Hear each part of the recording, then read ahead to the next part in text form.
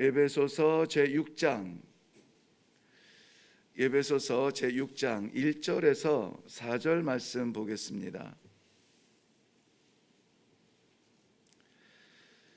찾으셨으면 우리 함께 읽겠습니다. 시작. 자녀들아, 주 안에서 너희 부모에게 순종하라. 이것이 옳으니라. 내 아버지와 어머니를 공경하라. 이것은 약속이 있는 첫 계명이니 이로써 내가 잘되고 땅에서 장수하리라. 또 아비들아, 너희 자녀를 노엽게 하지 말고 오직 주의 교훈과 훈계로 양육하라. 아멘. 우리 함께 기도하겠습니다. 오늘도 하나님의 사랑으로 공로 없는 저희들 일용할 양식을 받습니다. 허락하사 오늘 하루도 힘있게 주의 뜻을 이루며 살아갈 수 있는 귀한 성도들 되게 하여 주옵소서. 감사드립니다. 예수님 이름으로 기도하옵나이다. 아멘. 어제 수요일 날 그 예배를 통해서 구역장 교육을 하게 되었는데요. 올해 들어서 이제 시작하는 첫 번째 구역장 교육이었습니다. 중요한 주제가 무엇이었냐면 신앙생활이라는 거였어요. 그리고 그 신앙생활에 대한 중요성은 우리 일회교회에 새가족이 등록을 하게 되면 약 5주 동안 이렇게 교육을 하게 되는데요. 그 가장 중심에서 세 번째 만남 가운데 나누는 주제가 신앙생활입니다. 그 신앙생활에서 강조하는 것은 신앙과 생활은 분리될 수 없다는 것이죠. 신앙과 생활은 분리될 수 없다. 그래서 습관적으로 의도적으로 신앙생활이라 이렇게 말하고 있습니다. 교회 안에서의 우리의 거룩은 생활 가운데서도 나타나야 한다. 그것이 노력 가운데에서 어떤 시도되어져야 된다는 것입니다. 저절로 되는 것이 참 쉽지 않습니다. 그저 보기만 해도 인자하고 보기만 해도 거룩해 보이고 보기만 해도 참 귀한 그 믿음의 사람같이 보이는 것, 이것도 축복이에요. 쉽지가 않습니다. 정말 노력하고 애쓰고 나의 인성과 내 감성과 이런 것들을 정말 기도와 말씀으로 누르지 아니하면은 언제 어느 순간 거룩하라 하신 하나님의 말씀이 잊혀지고 내 뜻이 나타나고 내 욕심이 나타나고 내 꿈을 위해서 뛰고 있는 내 자신을 볼 수 있게 됩니다. 그래서 우리 기도하는 이 새벽에 기도의 동지들, 오늘 하루도 신앙과 생활이 분리되지 아니하고 말 그대로 단어 그대로 이것이 한 단어가 되어서 신앙생활에 참으로 귀한 하나님의 뜻이 나타나기를 먼저 주님의 이름으로 축원합니다. 우리는 에베소서를 오늘 마무리하게 되는데요. 에베소서의 주제를 교회 세상의 빛이라 이렇게 정하고 그 줄기를 따라서 오고 있습니다. 아니나 다를까 세상에 빛되기 위해서 하나님이 세우신 교회는 이 영적 전쟁 앞에서 늘 긴장하고 말씀에 따라서 진로를 정하고 또 기도의 능력을 받아서 나아가야 되는 중요한 사명적 존재라는 것이 에베소서를 묵상하면 묵상할수록 우리의 가슴을 뜨겁게 합니다.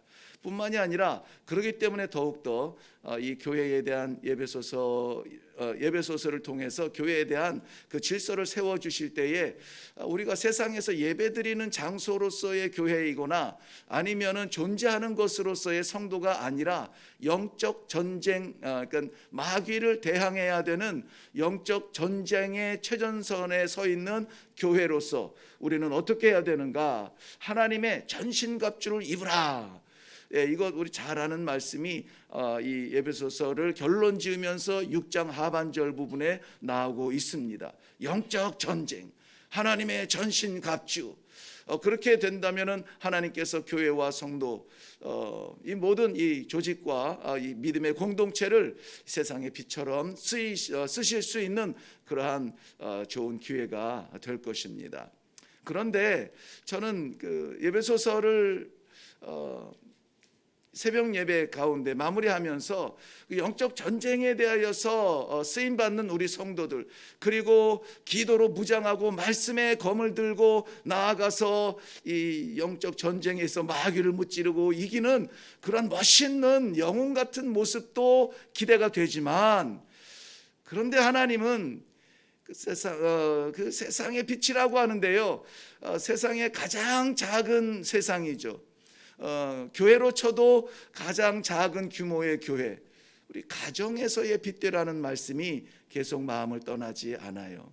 가정에서 빛되라. 교회 안에서의 거룩이 삶 가운데 세상에서도 거룩해야 된다라고 하는 그 명제를 우리가 기억한다면, 교회 안에서의 거룩이 세상 가장 작은 세상으로 존재하는 우리 가정 속에서도 거룩해야 되고, 우리 가정 속에서도 빛이 나야 되고, 가정 속에서도 이 신앙이 생활이 되어져야 된다는 것입니다. 교회 안에서 목사면은 가정에서도 목사여야 되고, 교회에서 직분자면은 가정에서도 직분자의 사명을 다해야 된다라고 하는 것입니다. 그러므로 우리 예배소서를 마무리하면서 교회의 정체성을 다시 한번 깨닫게 하실 때에 하나님이 가정에 대한 이 질서를 굉장히 강조를 해 주셨어요. 가정뿐만이 아니라 우리가 실질적으로 삶을 접하는 세상 속에서 어떠해야 되는가를 말씀해 주고 있습니다. 6장을 넘어오기 전에 5장 22절부터 33절까지는 아내와 남편과 아내의 관계 속에서 우리의 신앙은 생활이 되라고 말씀합니다. 오늘 6장 1절에서 4절까지가 자녀와 부모의 관계 속에서 우리의 신앙이 생활이 되라고 말씀하고 있습니다. 6장 5절에서 9절까지 보면 종과 상전, 즉 고용인과 고용주의 관계 속에서 우리의 신앙은 생활이 되어야 된다라고 말씀하고 있습니다. 저는 오늘 6장의 전체 부분에서 바로 이 앞에 있는 자녀와 부모, 이제 명절도 다가오고 있는데요, 우리 가정 속에서의 나의 자리, 나의 위치, 나의 역할 잘 감당하고 있는가, 무엇을 해야 되는가 하는 것들에 대해서 다시 한번 기초적인 유아기적인 진리 앞에 내려가서 먼저 우리 삶을 다스려 보기를 원합니다. 자녀는 주 안에서 부모에게 순종하라. 이것이 오늘 선포적으로 우리들에게 주시는 말씀입니다. 효도의 근본을 순종이라, 주 안에서 부모에게 순종하라, 순종의 말씀을 해 주셨습니다. 그런데 이것이 주 안에서라고 하는 그러한 제한을 두고 있어요. 주 안에서 순종하라는 것입니다. 앞서도 말씀드린 것처럼 부부간의 관계 속에서도 5장 22절 말씀에 보면은 남편에 대한 아내의 복종을 굴복적 복종이 아니라 죽게 하듯 하라라고 그 제한을 두셨습니다. 결론적으로 나아가서 말씀드리겠지만은 결국은 우리는 사람 앞에 사는 것이 아니라 하나님 앞에 사는 것이라는 거예요. 내가 남편을 대하는 것이 아니라 사라가 아브라함에게 내 주여라고 말했던 그러한 그 민족적 풍습을 따르지 않더라도 우리는 주를 대하듯 대하라는 것입니다. 아멘 하기가 어렵죠. 그렇지만은 본문에서, 성경에서 그렇게 기록하고 있습니다. 남편에게 순종할 때에, 복종할 때에 죽게 하듯 하라라고 말합니다. 이것을 골로새서 3장 20절 말씀에 해석하여서 이렇게 말씀합니다. 자녀들아, 모든 일에 부모에게 순종하라. 이는 주 안에서 기쁘게 하는 것이라. 주 안에서 기쁘게 하는 것이라. 사도 바울을 통해서 기록하신 모든 서신의 아주 핵심적인 단어죠. 주 안에서. 6장 5절 말씀도 역시 종들과 상전의 순종 관계를 설명할 때에 죽게 하듯 하라라고 말씀하고 있습니다. 그러면서 이것을 분명히 7절에서는 사람에게 대하듯 하지 말라. 우리는 사람을 만나야 하지만 사람을 만나는 것이 아니라 주님을 만나러 나간다. 이 신앙에 다짐을 하고 각오를 하고 이 하루를 시작한다면 아무쪼록 하나님께서 우리에게 기대하시는 그러한 이 말씀의 순종이 일어나지 않을까 하는 생각이 듭니다. 순종으로 시작하는 우리 자녀들의 효도. 얼마 전에 며칠 전입니다. 우리 교회 권사님의 시모님 장례에 가면서 동일한 생각이 들더라고요. 우리는 이제 겨우 철들어서 이제 준비가 됐는데 부모님들은 기다리시질 않으세요. 의도적이지는 않겠지만 하나님이 정하신 시간이겠지만은 기다리질 않습니다. 그러니 마음이 무겁습니다. 아쉽습니다. 안타깝습니다. 그리하여서 하소연에 그러한 한숨이 나옵니다. 그러면서 우리의 마음속에 늘 장례식에 갈 때마다 깨달아지는 것이 있죠. 있을 때 잘해. 있을 때 잘해. 순종, 우리가 부모님께 효도할 때에 가장 중요한 단어가 순종이라고 하는데요. 이 순종은 윤리적 차원이 아니라 신앙적 차원에서 순종해야 하는 것입니다. 우리의 윤리는 그렇게 수준이 높지가 않습니다. 우리의 한계가 최선을 다한다 할지라도 우리의 욕심을 넘지 못합니다. 고르반이라고 하는 유대인의 풍습이 있는데요. 고르반은 뭐냐면은 부모에게 하나님께서 부모에게 구별하여서 섬길 수 있도록 구별하라고 하는데 내가 벌어들인 모든 것 중에서 반드시 부모를 위해서 써야 되는 것들이 있습니다. 그런데 그것을 부모를 위해서 써야 되는 순간에 아까운 거예요. 그래서 이렇게 말합니다. 이거 하나님께 드리기로 작정한 것입니다. 그러면 부모도 그것에 대하여서 말하지 못하죠. 그런데 하나님께 드리지 아니하고 부모에게도 사용하지 아니하고 자신이 착복하는 이 악한 습관에 대하여서 우리 주님께서 날카롭게 지적한 말씀이 있어요. 우리의 윤리는 거기까지예요. 그렇기 때문에 윤리적 차원에서 내가 효자가 되고 효녀가 되어서 우리의 부모에게 효도한다 아니에요. 오늘 하나님께서는 철저하게 말씀하실 때에 내 부모에게 순종할 때 주 안에서 순종하라. 주 안에서 순종하라. 이것은 하나님의 계명이라고 말씀하세요. 하나님의 계명. 계명은 계명인데 약속 있는 계명이에요. 그 약속에 대해서는 나누겠지만은 계명이라는 말은 코맨드먼트, 명령이라고도 해석을 합니다. 이것은 타협할 수 있는 것이 아닙니다. 조절할 수 있는 것이 아니에요. 말씀하신 그대로 따라야 하는 것이 하나님의 명령인 것입니다. 그러므로 오늘 주께 하듯 우리 부모님을 대할 수 있기를 바랍니다. 우리 주께서 명령받은 그대로 부모님께 순종하시기를 바랍니다.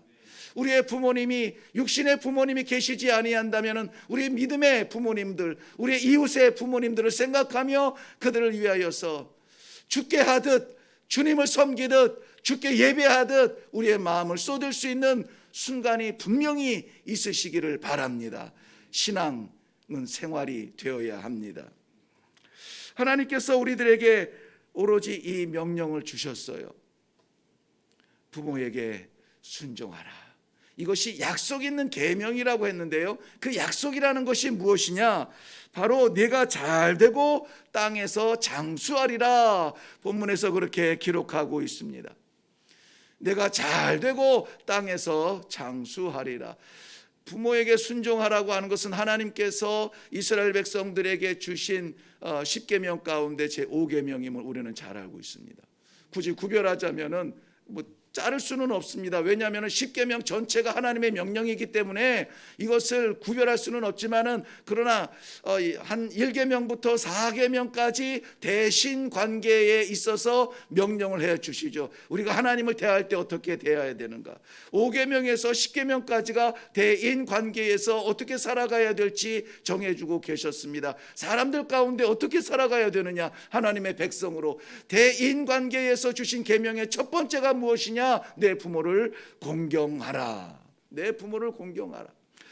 신명기 5장 16절에 보면은 이제 가나안 땅에 들어가기 전에 이 모세가 이 계명 내 부모를 공경하라는 것을 광야 2세대에게 해석하면서 설교를 하고 있는데요, 거기는 이렇게 기록하고 있어요. 너는 너의 하나님 여호와의 명한 대로 내 부모를 공경하라. 그리하면 너의 하나님 여호와가 내게 준 땅에서 내가 생명이 길고 복을 누리리라 하신 그 말씀을 오늘 본문에서 인용을 한 것입니다.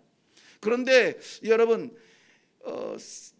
이스라엘 백성들이 출애굽하고 시내산에서 이 10계명을 받을 때에도 이 계명은 있었습니다.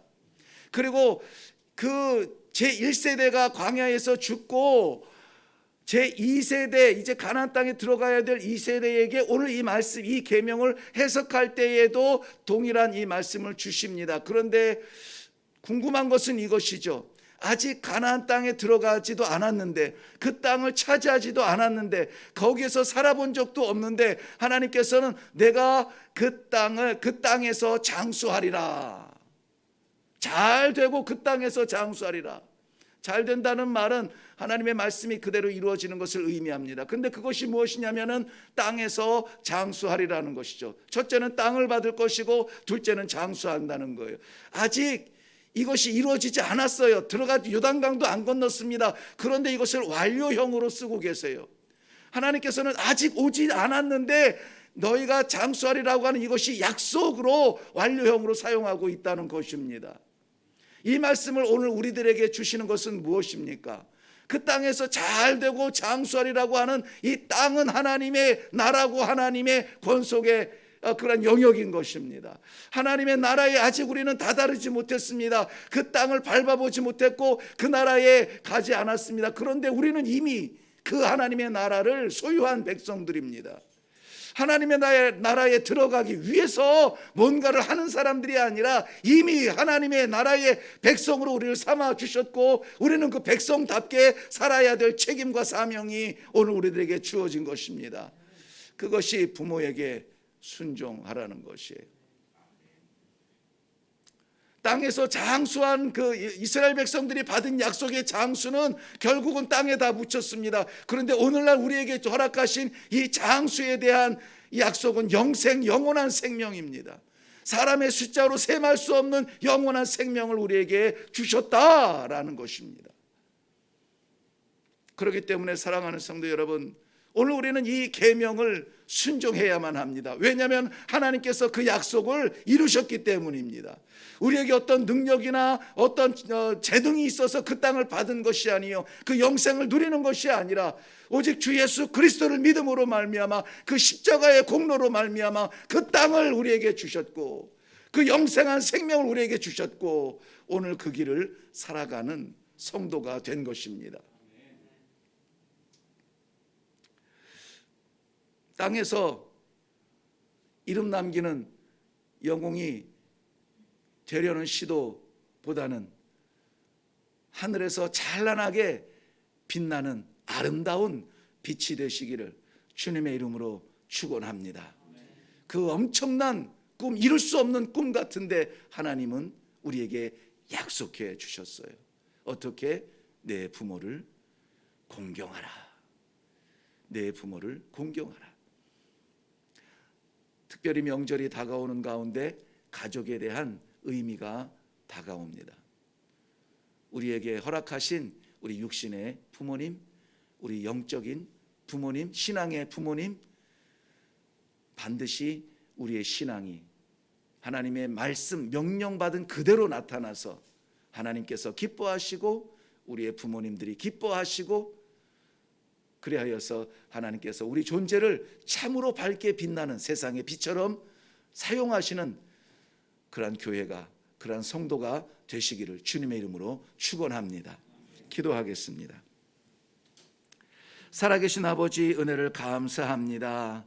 누리지 못할 것 같은 하나님의 나라를 허락하셨고 누리지 못할 것 같은 빛 같은 존재로 우리 하나님께서 우리를 세워 주심을 인하여 감사합니다. 이제 그 첫 발을 뛰려고 합니다. 아버지, 저희들에게 허락하여 주신 육신의 부모님, 우리 신앙의 부모님, 이 질서 가운데에 오늘 순종하며 공경하며 존경하며 그들을 위하여서 무엇인가 우리의 사랑이 보여지는 귀하고 복된 날이 되게 하여 주시옵소서. 그리하여서 이번 명절은 나라가 정한, 민족이 정한 명절이 아니라 우리 하나님께서 기회를 주시는 귀한 명절로 여겨서 어르신들을 찾아뵙고 우리의 신앙의 순종, 죽게 하듯 섬기는 귀한 순종의 현장들이 되게 하여 주시옵소서. 감사드립니다. 예수님 이름으로 기도하옵나이다.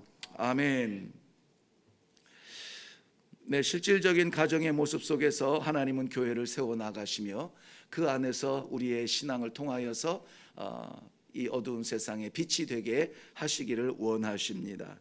성도 여러분, 주 안에 순종하라 명령하셨으니 그저 눈빛만 봐도 알아챌 수 있는 우리의 부모님들, 우리의 어르신들에게 공경하며 순종할 수 있는 귀한 효도의 실천의 날이 되기를 바랍니다.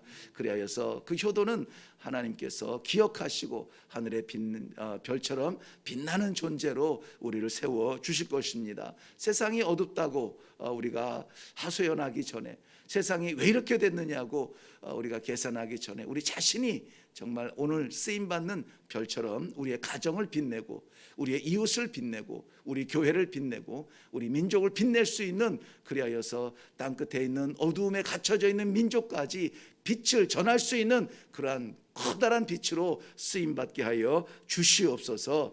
오늘 이것을 위하여서 먼저 기도하시고 맡기신 기도의 제목들 함께 나누며 나아가기를 바랍니다. 우리 다 같이 기도하겠습니다.